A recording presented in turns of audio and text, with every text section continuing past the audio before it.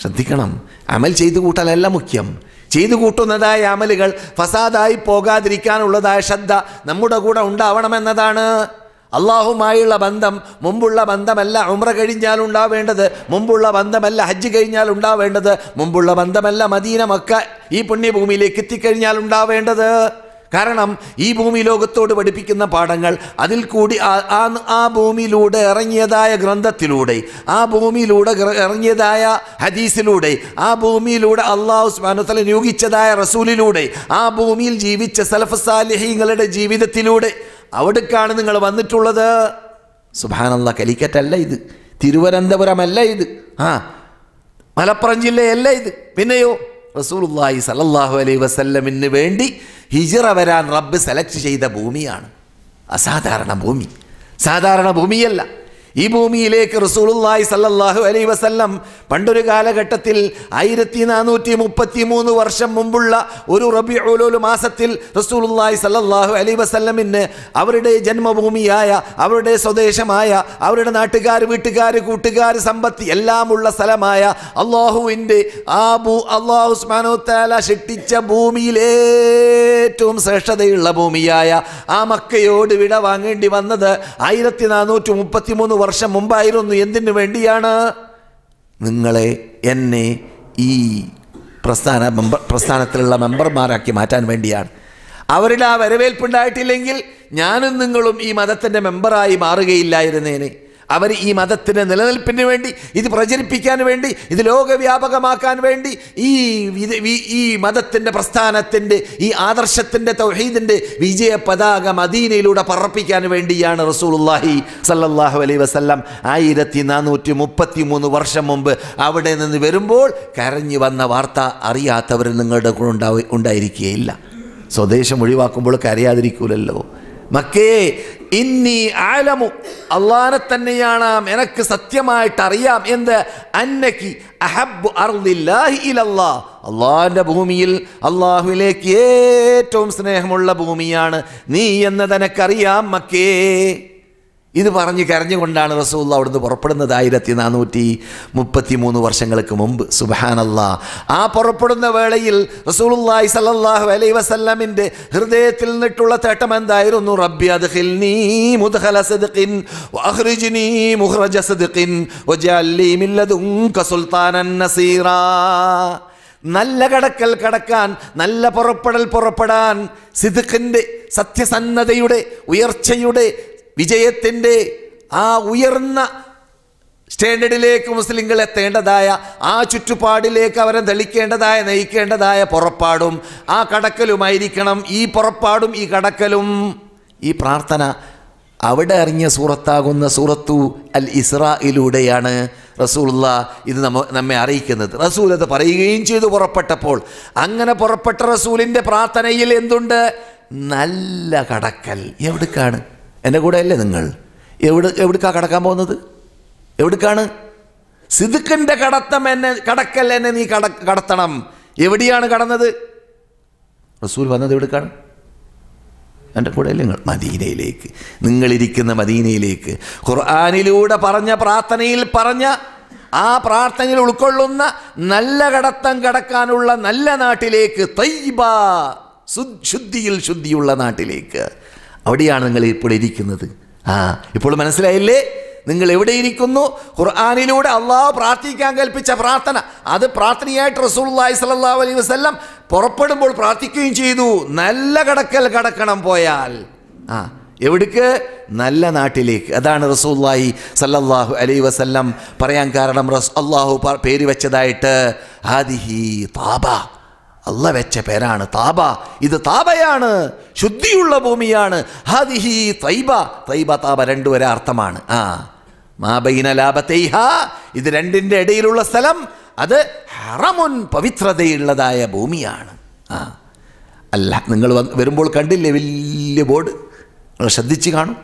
മദീനയിലേക്ക് കടക്കുമ്പോൾ ബീർ അലി എന്ന സ്ഥലത്തേക്ക് നിങ്ങളുടെ വാഹനം എത്തിയപ്പോൾ വലത് ഭാഗത്ത് ഐർ എന്ന പേരിലൊരു പർവ്വതമുണ്ട്.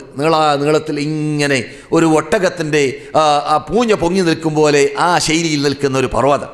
ആ പർവ്വതം വലതു ഭാഗത്ത് ആക്കി നിങ്ങൾ കടക്കുന്ന വേളയിൽ ഒരു വലിയ ബോർഡ് കണ്ടു. ആ ബോർഡിൽ എഴുതി വെച്ചിരിക്കുകയാണ് ഞാൻ ഈ പറയാൻ പോകുന്നതായ ഹദീസ്. ബുഖാരിയിലുള്ള മുസ്ലിമിലുള്ള അലി ഇബ്നു അബി താലിബ് റളിയല്ലാഹു തആല അൻഹു റിപ്പോർട്ട് ചെയ്തതായ ഹദീസ്. ഭക്ഷണം കഴിച്ചു വന്നാണോ? ഉണ്ടാണോ ഉറക്കം? ഭക്ഷണം പിന്നെ കഴിക്കായിരുന്നു, ഞാൻ കഴിച്ചിട്ടില്ല കേട്ടോ. ഹാദിഹി താബ ഹാദിഹി തൈബ. നിങ്ങൾ ഈ ഇരുന്ന് കേൾക്കുന്ന ഭൂമിയെക്കുറിച്ച് നിങ്ങൾ മനസ്സിലാക്കി കഴിഞ്ഞാൽ ഉറക്കം വരില്ല എന്ന് മാത്രമല്ല, രോമാഞ്ചം ഉണ്ടാവും. എവിടെയാ നിങ്ങൾ? ഇവിടെ ഒരു നമസ്കാരം റസൂലുള്ളാഹിന്റെ പള്ളിയിൽ നമസ്കരിച്ചാൽ 1000 പരം കൂലി കിട്ടുമെന്ന് നിങ്ങൾ പഠിച്ചു വന്നതാണ്. 1000 അല്ല, 1000 അവിടെ എഴുതി വെച്ചിട്ടുണ്ട്. ഹദീസ് ബുഖാരിയിലാണ് ഹദീസ്. 1000 പരം എത്രയാണ്? ലക്ഷമാവാം, കോടിയാവാം, കോടാനുകോടിയാവാം, അല്ലാഹു അഅലം. 1000 പരം എന്ന റസൂൽ പറഞ്ഞത്, 1000 എന്നല്ല. അങ്ങനെ കണക്ക് കൂട്ടരുത്, മനസ്സിലായില്ലേ? അതൊന്ന്. രണ്ടാമത്, കാലിക്കറ്റിലുള്ള ഏതെങ്കിലും ഒരു പള്ളിയിൽ പോയിട്ട് നിങ്ങൾ 2 റക്അത്ത് നിസ്കരിച്ചാൽ മദീനത്തെ പള്ളി നിസ്കരിച്ച കൂലി കിട്ടുമോ? ഇല്ല. എന്തുകൊണ്ട്? 1000 പരമായത് കൊണ്ടല്ല. പിന്നെയോ, മദീനയിലല്ല നിങ്ങൾ നിസ്കരിച്ചത്. മദീനയിൽ നിസ്കരിക്കുമ്പോൾ ഉണ്ടാകുന്ന പ്രതിഫലം മദീനയിൽ നിസ്കരിക്കുമ്പോഴേ കിട്ടുള്ളൂ. മദീനയിൽ നമസ്കരിക്കലിലൂടെ, മദീനത്തുള്ള പള്ളിയിലൂടെ. ആ പള്ളി ഏതാണ്? അല്ലാഹു ഖുർആനിൽ സൂചന നൽകിയ പള്ളി. എപ്പോൾ? റസൂലുള്ളാഹി സ്വല്ലല്ലാഹു അലൈഹി വസല്ലമിൻ്റെ ഹൃദയം വരെ കഴുകി ശുദ്ധിയാക്കി, പൈശാചിക ശതമാനം വരേക്കും ശുദ്ധീകരിച്ചു. സംസമിലൂടെ, നിങ്ങൾ കുടിച്ച സംസമിലൂടെ കഴുകി. ഇതൊക്കെ സഹീഹിൽ സ്ഥാപിതാക്കപ്പെട്ടതാണ്. അള്ളാഹു ഇറക്കിയ ഖുർആനിൽ വിശ്വസിക്കുന്ന, അള്ളാഹുവിൻ്റെ ഖുർആൻ സ്ഥിരീകരിച്ച സുന്നത്തിൽ വിശ്വസിക്കുന്ന, സ്ഥിരീകരിക്കപ്പെട്ട ഹദീസിൽ വിശ്വസിക്കുന്ന സർവ്വ അല്ലാത്ത ബുദ്ധിപൂജകന്മാരല്ലാത്ത സർവ്വ മുസ്ലിങ്ങളും അംഗീകരിക്കുന്ന ഹദീസാണ് നിങ്ങളെ കേൾപ്പിച്ചത്. റസൂലുള്ളാഹി സ്വല്ലല്ലാഹു അലൈഹി വസല്ലം ഇസ്രാഇന് പോയതായ രാത്രിയിൽ, ബൈത്തുൽ മഖ്ദിസിലേക്ക് പോയതായ രാത്രിയിൽ അവരുടെ ഹൃദയം ഓപ്പറേഷൻ ചെയ്തിട്ട് ശുദ്ധീകരിച്ചു സംസം വെള്ളത്തിലൂടെ എന്ന വാർത്ത. എന്തിനാണ്? നുബുവത്താണ് കയറിയിട്ടുള്ളത്. നുബുവത്താണ് സ്ഥാപിക്കാൻ പോകുന്നത്. നുബുവത്ത് സ്ഥാപിക്കാൻ പോകുന്നതായ ഹൃദയത്തിന് അർഹതയുള്ള ഹൃദയമായി മാറാൻ വേണ്ടി 2 ഓപ്പറേഷൻ നടന്നു. ഒന്ന്, 4-ാം വയസ്സിൽ അനസ് പറയുന്നു, 10 കൊല്ലം റസൂലുള്ളാഹി ഖിദ്മത്ത് എടുത്തതായ അനസ്, റസൂലുള്ളാഹിയുടെ നെഞ്ചത്ത് ഞാൻ അവരുടെ 4-ാം വയസ്സിൽ ഓപ്പറേഷൻ ചെയ്ത അടയാളം കാണാറുണ്ടായിരുന്നു എന്ന്. ബുദ്ധിക്ക് ഗോചരമാവട്ടെ, അല്ലാതിരിക്കട്ടെ. എന്തടോ ബുദ്ധിക്ക് ഗോചരമാക്കാൻ പറ്റുക? ആ ഹജറുൽ അസ്വദ് ചുംബിക്കുമ്പോൾ കല്ലല്ലേ? ഏത് ബുദ്ധിക്കാണ് ഗോചരമാവുക? ആ മണ്ണ് കൊണ്ട്, കല്ല് കൊണ്ട് സ്ഥാപിക്കപ്പെട്ട, കരിങ്കല്ല് കൊണ്ട് സ്ഥാപിക്കപ്പെട്ട ആ ഗേഹത്തെ ബുദ്ധിജീവി കറങ്ങുമ്പോൾ ബുദ്ധിക്ക് യോജിച്ചോ ഇല്ലേ എന്ന് നോക്കാൻ പറ്റൂല നമുക്ക്. നമ്മുടെ മതം ബുദ്ധിയെ സൃഷ്ടിച്ച റബ്ബിന് നമ്മുടെ ബുദ്ധിയെ കീഴ്പ്പെടുത്തലാണ് യഥാർത്ഥ ബുദ്ധി എന്ന് പഠിപ്പിക്കുന്ന മതമാണ് നമ്മുടെ മതം. ബുദ്ധിയെ സൃഷ്ടിച്ച റബ്ബിന്, ആ ബുദ്ധിയെ കീഴ്പ്പെടുത്തലാണ് യഥാർത്ഥ ബുദ്ധി. അപ്പോൾ അവിടെ ഓടാൻ പറയുമ്പോൾ ഓട് തന്നെ, ചാടാൻ പറയുമ്പോൾ ചാട് തന്നെ, എറിയാൻ പറയുമ്പോൾ എറി തന്നെ, കറങ്ങാൻ പറയുമ്പോൾ കറങ്ങ് തന്നെ, കുടിക്കാൻ പറയുമ്പോൾ കുടിക്കുക തന്നെ. അതാണ് ഈ മതത്തിൻ്റെ പ്രത്യേകത. തഅബ്ബുദിയാണ്, തഅബ്ബുദി. അങ്ങനെ ശുദ്ധീകരിച്ച് റസൂലുള്ളാഹി സ്വല്ലല്ലാഹു അലൈഹി വസല്ലമനെ അയക്കുമ്പോൾ, സുബ്ഹാനല്ലദീ അസ്റാ ബിഅബ്ദിഹി ലൈലൻ മിനൽ മസ്ജിദിൽ ഹറാമി ഇലൽ മസ്ജിദിൽ അഖ്സല്ലദീ ബാറക്നാ ഹൗലാ. പരിശുദ്ധൻ അത്രേ ഒരു നാഥൻ. എങ്ങനെയുള്ള നാഥനാണ്? അവരെ പ്രയാണം നടത്തിയിരിക്കുകയാണ്, അവരുടെ അടിമയാകുന്ന മുഹമ്മദിനെ. എവിടേക്ക്? മസ്ജിദുൽ ഹറാമിൽ നിന്നിട്ട് മസ്ജിദുൽ അഖ്സയിലേക്ക്. അറ്റത്തുള്ള പള്ളി എന്ന പേരാണ് അള്ളാഹു വെച്ചത്. മുഫസ്സിറുകൾ പറയുന്നു, അള്ളാഹ് അറ്റത്തെന്ന് പറയാൻ കാരണം ഒരു സാധനം അവിടെ മുതൽ മറ്റത് അറ്റമെന്ന് പറയുമ്പോൾ മധ്യത്തിൽ വേറൊന്നുണ്ട് എന്നതിലേക്ക് സൂചനയാണ്. അത് കെട്ടാൻ പോകുന്ന പള്ളിയിലേക്ക് സൂചനയാണ്. നിങ്ങളിപ്പോൾ പോകുന്നത് ആ പള്ളി കെട്ടാൻ വേണ്ടിയാണ്. ഏത്? അറ്റത്തുള്ള മസ്ജിദുൽ അഖ്സയ്ക്ക് മുമ്പായിട്ട് ഒരു പള്ളിയുണ്ട്, അത് നിങ്ങൾ കെട്ടാൻ പോവുകയാണ്. അതാണ് എന്ത്? ബുഖാരിയിലൂടെ മുസ്ലിമിലൂടെ പ്രഖ്യാപിക്കപ്പെട്ടത്. ആ കെട്ടുന്ന ആദ്യത്തെ ഭാഗമാണ് ഭൂമിയുടെ മീതെ സ്വർഗത്തിൻ്റെ തോപ്പി എന്ന് പേര് വെക്കപ്പെടാൻ പോകുന്നതായ പള്ളി. ലോകത്ത് എവിടെയുമില്ല സ്വർഗത്തിൻ്റെ പേര് എന്ന അള്ളാഹ് പേര് വെച്ച, വഹയിലൂടെ റസൂലുള്ളാഹിൻ്റെ നാവിലൂടെ പേര് വെച്ച ഒരു സ്ഥലവും ഇല്ല ആ സ്ഥലമല്ലാതെ. അതേതാണ്? റസൂലുള്ളാഹിൻ്റെ പള്ളി. ഇപ്പോൾ മനസ്സിലായില്ലേ? റസൂലുള്ളാഹിൻ്റെ പള്ളിയുടെ പ്രത്യേകതയായിട്ട് റസൂൽ പറഞ്ഞത്, റസൂൽ ആദ്യം കെട്ടിയ ഭാഗം ഹിജ്റ വന്നുകൊണ്ട് മദീനയിൽ ഇറങ്ങിയതായ ആദ്യത്തെ ദിവസം കെട്ടിയത് മസ്ജിദ് ഖുബയാണ്. ബനു അംർ ബിൻ ഔഫിൻ്റെ നാട്ടിൽ അല്പം മുമ്പോട്ടെത്തി. ക്ഷണം വരുന്നോ? അല്പം മുമ്പോട്ടെത്തി ബനു സാലിം ഔഫിൻ്റെ നാട്ടിൽ ജുമാ നമസ്കരിച്ചു. ബനു സാലിം ഇബ്നു ഔഫിൻ്റെ നാട്ടിൽ ജുമാ നമസ്കരിച്ചു. അറബികൾ പണ്ടൊക്കെ അങ്ങനെയാണ്, നാട്ടുകാരുടെ പേരിലാണ് അറിയപ്പെടുക ആ നാട്ടിലുള്ളതായ പ്രധാന ചിഹ്നങ്ങളൊക്കെ. അതുകൊണ്ട് തന്നെ ബനു മുആവിയുടെ സ്ഥലത്താണ് ഇവിടെ മസ്ജിദുൽ ഇജാബ എന്ന പള്ളി കെട്ടപ്പെട്ടത്. പള്ളിയുടെ പേര് പണ്ടൊക്കെ ചരിത്രത്തിൽ പറയുന്നത് മസ്ജിദു ബനി മുആവിയ എന്നാണ്. മനസ്സിലായില്ലേ?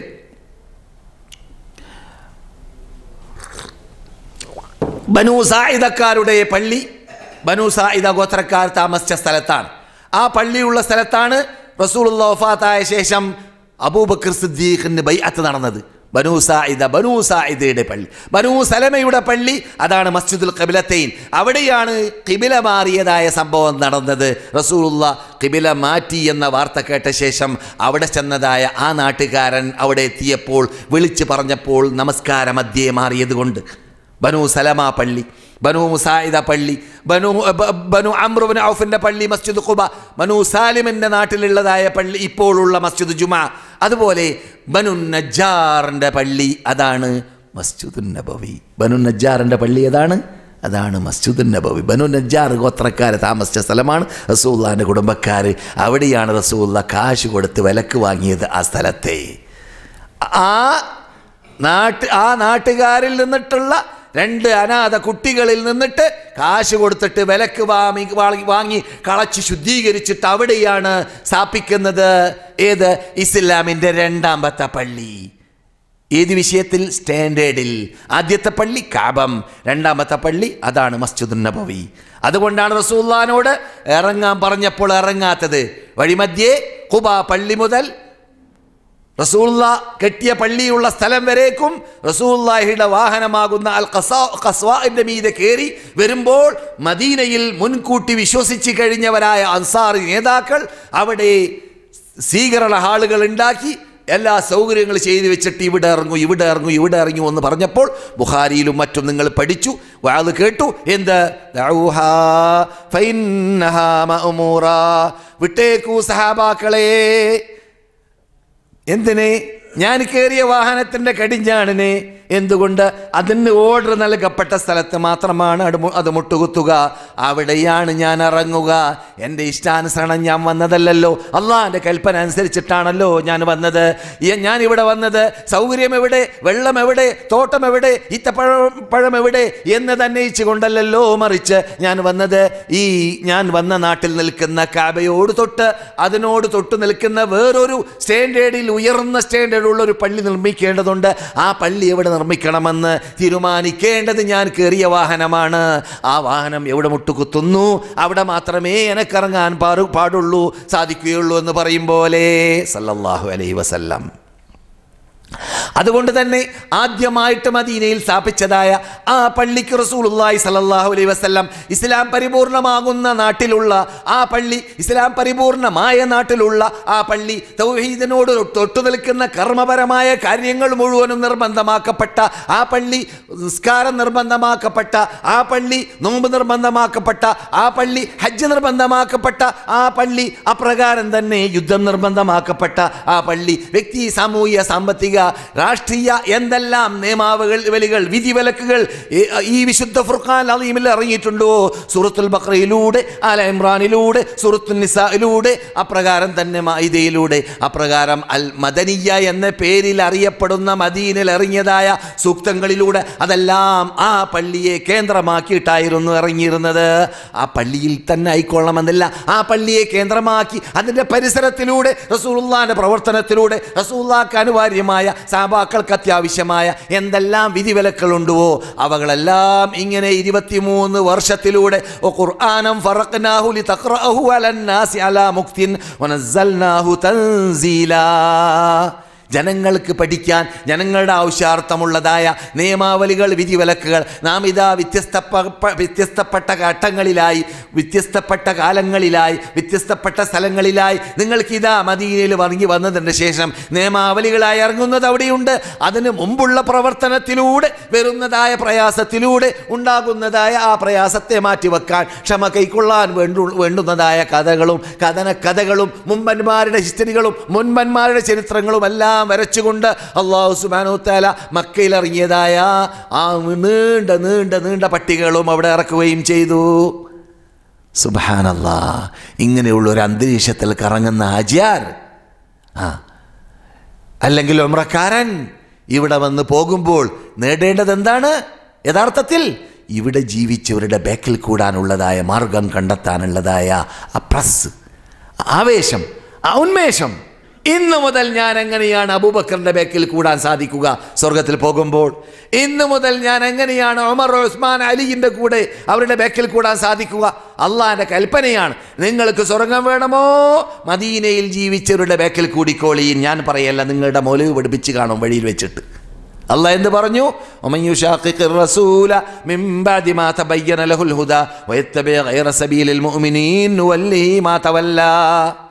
ആരെങ്കിലും റസൂല് പോയ റൂട്ടിൽ പോകാതെ സ്വന്തം റൂട്ട് കൈക്കൊണ്ടാൽ, എന്നിട്ടോ അവരുടെ ബേക്കിൽ അണിനിരന്നതായ മുമ്പന്മാരായ മുഅ്മിനീങ്ങളാകുന്ന സഹാബാക്കൾ പോയ റൂട്ടല്ലാതെ സ്വന്തം റൂട്ട് കൈകൊണ്ടാൽ പറ്റൂല.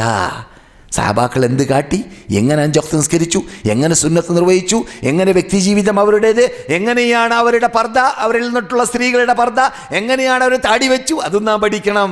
ഏത് ഇപ്പോൾ അതൊക്കെ പോയി വെറുതെ തൗഹീദും പറഞ്ഞു നടക്കും ചിലരൊക്കെ. എന്നിട്ടോ താടിയെ മത്സരിക്കുക, താടിയോട് മല്ലിട, താടിയെ പരിഹസിക്കുക, പർദ്ദയെ മത്സരിക്കുക, പർദ്ദയ്ക്കെതിരിൽ സംസാരിക്കുക, പർദ്ദയെ പരിഹസിക്കുക, അങ്ങനെ ഇസ്ലാമിന്റെ ചിഹ്നങ്ങളെ പരിഹസിക്കുക, മുമ്പന്മാരെ പരിഹസിക്കുക, മുൻപന്മാരെ ആക്ഷേപിക്കുക.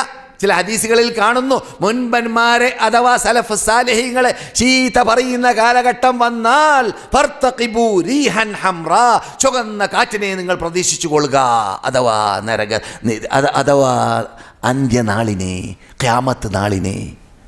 അപകടം.